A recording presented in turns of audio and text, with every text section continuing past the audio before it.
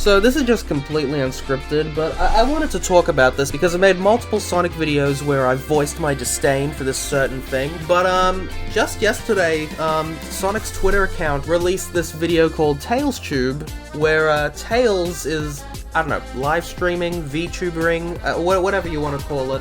You see his desktop, you see all sorts of things, even video calls Sonic. It's really nice, it's really cool. But the thing that stood out to me the most is how they actually addressed the whole two worlds thing. For those who don't know, at some point during the 2010s, there was this weird mandate where I think they were doing this to phase out human characters and realistic cities that had existed from Sonic Adventure all the way to Sonic Unleashed for certain reasons. So they'd focus on all the animal characters and the weird fantasy, mystical type world, but basically they're saying the series takes place across a human world and an animal world.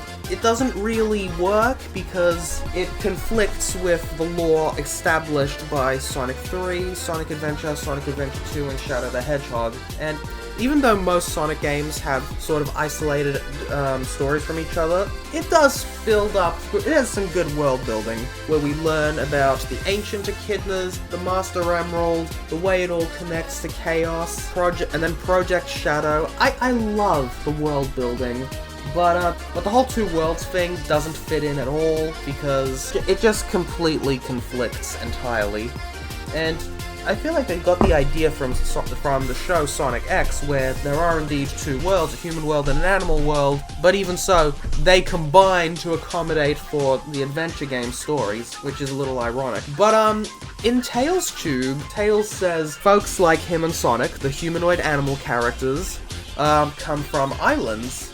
Tails originates from West Side Island, Sonic comes from South Island, Knuckles comes from Angel Island, and it showcases all the anthropomorphic animal characters in Sonic Forces. But then he also highlights human characters and says they live in the bigger countries, the continents around the world, and we see footage of Unleashed.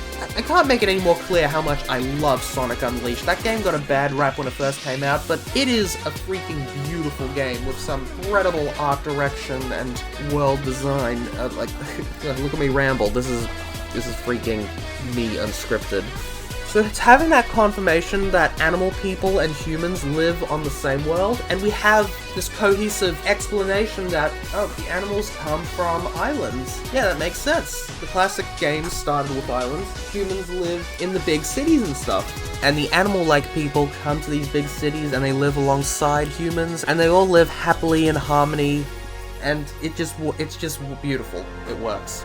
Like, in 2017, I had the crashing realization that a lot of the people behind the Sonic games no longer had any idea what they were doing, and Sonic Forces was probably the most embarrassing blemish on the series. Why? And why not Sonic 06? Because Sonic 06, they actually tried. They put effort into that, and it crashed and burned spectacularly. Sonic Forces is the complete opposite of the spectrum, and does everything horrible with the least amount of effort. And it's worse because there is potential. There's so many great things that barely got used and ignored. That's a few of many reasons why I can't stand Sonic Forces, but seeing this, it's like we have people who have been working up and getting into higher positions with Sega and Sonic, such as Aaron Webber, who used to run Sonic's Twitter, and Ian Flynn, who worked on the Archie comics, and then the well-done IDW comics, and at the moment, most certainly, Sonic Frontiers. Possibly Prime? I don't know. We know nothing about Prime, but I'm still excited either way. Anything Sonic is gonna excite me. We don't know what's in store for us with Frontiers, but I am just happy the Sonic franchise is trying to actually make their world, their story, their lore, their characters more consistent. I can't wait to see where this goes. I feel like Sonic's in a good place right now, and not how everyone thought Sonic was in a good place in 2016 before it was revealed everything that wasn't Mania was terrible. Also, we got the reveal of a new character design never seen before. This is not a character from Unleashed, it's a completely different art style, but I have a feeling this character we may end up seeing in Frontiers, or maybe Prime, or something else, who knows. Another thing, Mr. Dodonpa, whatever his name is, from Team Sonic Racing, is canon. Is that game canon? I don't know. I don't know. It's a weird game where SBO and Charmy, on the behalf of Vector, do a Google search and find out that Dodonpa is a space king from another planet that makes cars. This isn't Star Wars. We don't have an intergalactic database of what other planets do, but what am I complaining about? This is a game series about a blue talking hedgehog who runs fast. Have a good night, everyone. This is D. Shaney. Stay tuned, stay awesome.